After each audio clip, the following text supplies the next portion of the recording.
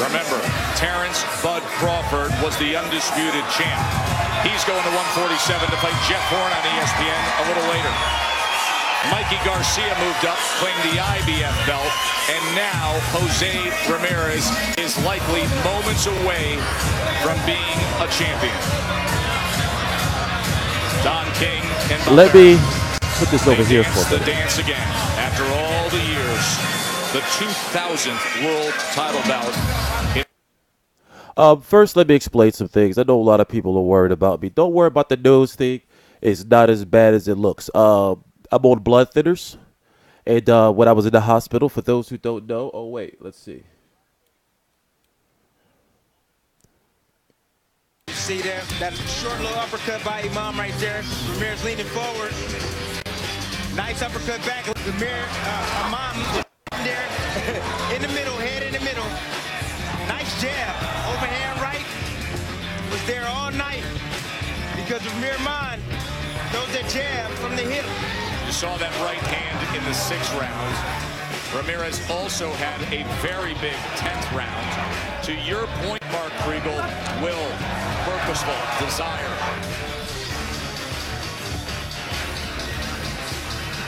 And that's how he closed things up in the 12th round. Let's stop it right there. So I understand a lot of people are worried and everything like that. I want to thank you for your prayers. I want to let you know that I'm doing well. The reason why I have this on my nose is because when you get a chance, look up blood thinners. And if you are on blood thinners for as long as I've been on blood thinners, I'm going to be on them for about another week or so because I had a lot of procedures done when I was in the hospital. It's a shame that over the next, several videos, I have to put this disclaimer out there. I almost died, pretty much. It's no better way to put it. I was in a coma, a medically induced coma, for about 15 days or so. I recovered well. In fact, I was told by all the doctors and all the nurses and pretty much everyone that I've seen, even in rehab, that my recovery was amazing and miraculous. I have no side effects or anything like that. I have no long-term damage. I'm able to walk. My legs are getting stronger. At one point in time, I wasn't able to move.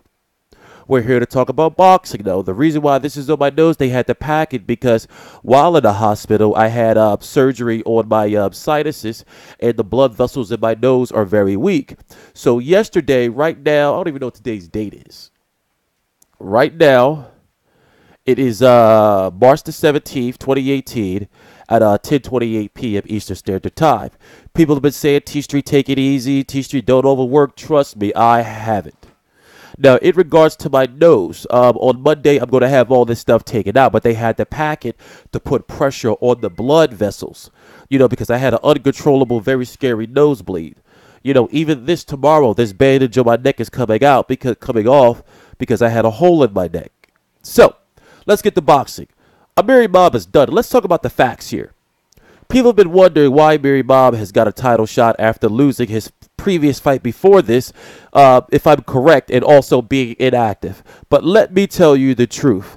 Did you notice that Don King fighters had no problems getting title shots for the WBC? A good friend of mine over on Facebook, I'm not going to say his name, I don't know if his name would be known or not, who used to work closely with Don King, informed me that Don King is like the godfather of Mauricio Suleiman, who is the president of the WBC. He was very, very, very close, meeting Don King, with Jose Suleiman, the president, the former president, rest in peace, of the WBC. So this fighter right here, if I'm correct, was the last fighter of Don King's that would be getting a title shot for a long time. Remember, it was Charles Hatley, who fought Jamel Charlo, got knocked the fuck out. It was Bermane Stiverne, Don King fighter, who got knocked the fuck out by Deontay Wilder. And Amir Imam, I've probably seen maybe about 10 to 15 Amir Imam fights. He actually fought a better fight than he's ever fought. Now, don't get me wrong. No disrespect to him. He's not that good. He's never been that good. And after a while, Jose Ramirez, being the pressure fighter, power puncher that he is, he didn't respect Amir Imam's power, and he just started walking through him. So anybody who saw the when this fight was announced, it was pretty much well known through boxing experts and boxing fans that were familiar with Jose Ramirez that he would beat Imam. Many thought that he would knock him out, but Imam made it to the bell, and he was taking some tough shots. So now it's going to be interesting to see where Imam goes, because at 140 pounds, I don't see him beating the top brass at 140 pounds. Now, Jose Ramirez is the WBC champion, right? Regis Prograis, wait, if I'm correct, Regis Prograis is the WBC interim champion. So which means that Jose Ramirez is likely going to be ordered to fight Regis Prograis. Now, before, it was going to be Adrian Broner versus Omar Figueroa to fight Jose Ramirez, since Jose Ramirez won. Now, it's a very complex and confusing situation, but when I do my Broner versus Jesse Vargas video, because truth be told, I'm guessing that fight's going to be at 147 or at some type of catchweight or something, because they haven't really announced yet.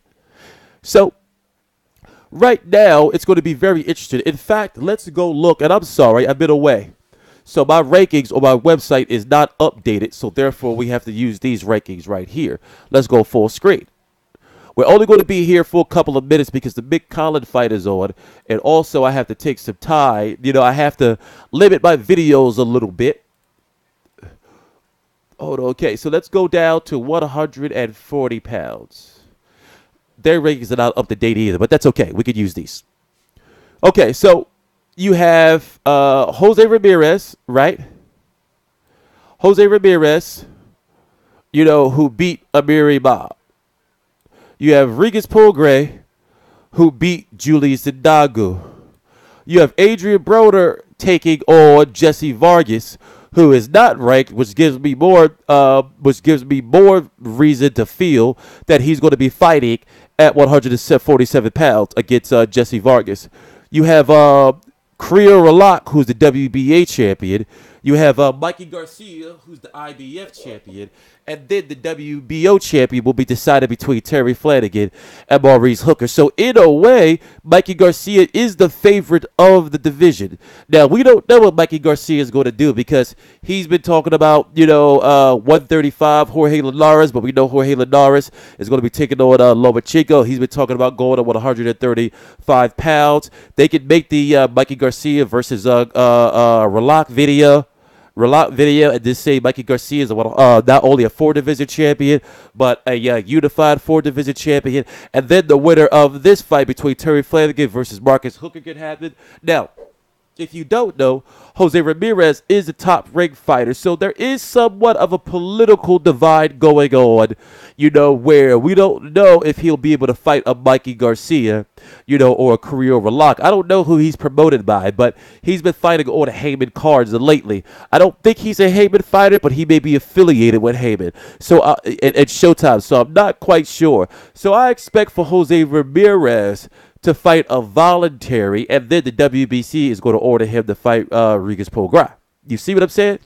So it's a very, very, very complex situation. Also, I'm not wearing my Fight View 360 stuff because it's all in the cleaners. And also I have some really nice Fight View 360 stuff coming. Now, for those who don't know, as you know, I got really, really sick, but now we are back. And not only are we back, I'm going to be doing videos under less stress. My life, even though, there is some mental trauma. For example, I'm having nightmares every night from the ordeal, and also I have an increased fear of everything now, but I'm happy to be alive and I'm here.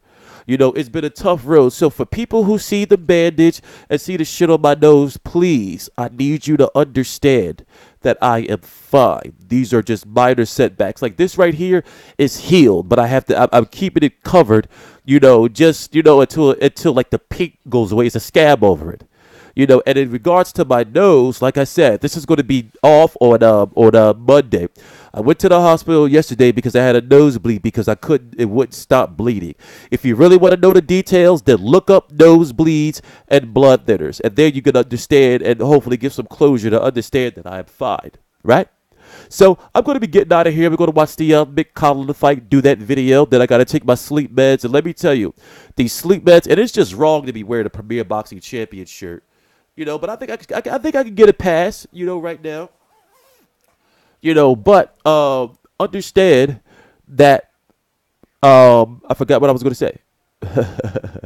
I'm going to watch the Mick Collins fight, and then the sleep meds that they have me on are strong. You can't fight them. Once I take them, I go to sleep. So I'm going to take him after I do my Mick Collins video. He's fighting right now. And then I would say midweek, for example, we may watch the Lucas Brown versus the Dylan White versus Lucas Brown press conference here live.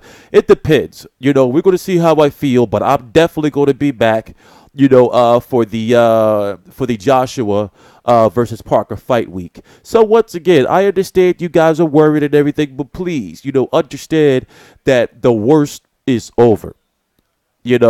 I'm doing well. I'm talking about when I left that hospital, they built my immune system up and built me up so strong. It's like almost they rebuilt me. I've had very, very, very tough procedures. And listen, being in that hospital, I can't put the word in that ICU for all those days was a nightmare. But it's over. We made it through. TstreeT Controversy. This is TstreeT Controversy Live. Please subscribe.